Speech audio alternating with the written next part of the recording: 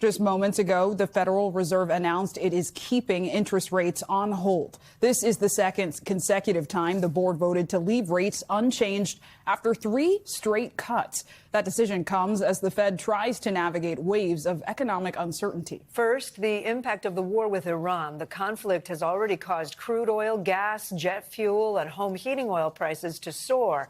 Another factor, the future of tariffs. This is the first interest rate decision since the Supreme Court struck down many of President Donald Trump's sweeping country-based tariffs. NBC News business and data correspondent Brian Cheung is at the Federal Reserve's headquarters in Washington, D.C. Brian, what does this decision holding rates steady mean for the economy at large and consumers at home?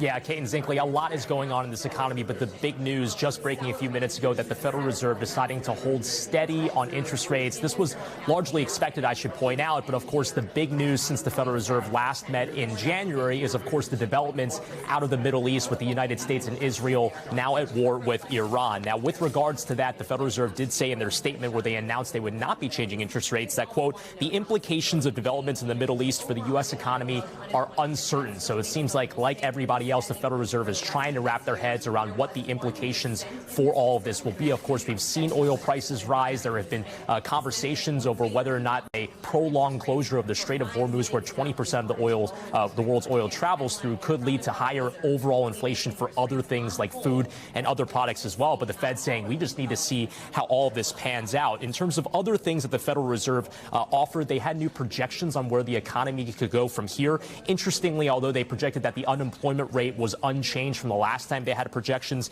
in December, they did raise their expectation for where inflation could go, suggesting that either or it could be tariffs or also could be the result of the Middle East war. There could be higher prices facing Americans soon, and they're projecting only 1 rate cut for the rest of this year, at least in terms of likelihood, guys. And Brian, what will you be listening for from Federal Reserve Chair Jerome Powell when he speaks to reporters just about 30 minutes from now, and what would you like to ask?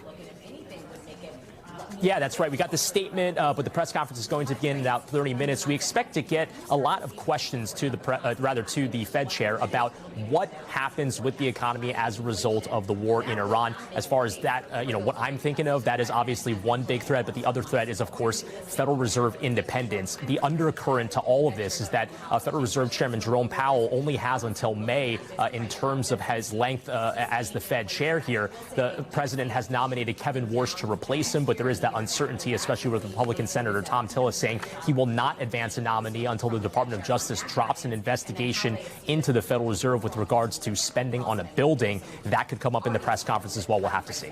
All right, Brian Cheung for us. Brian, thanks so much.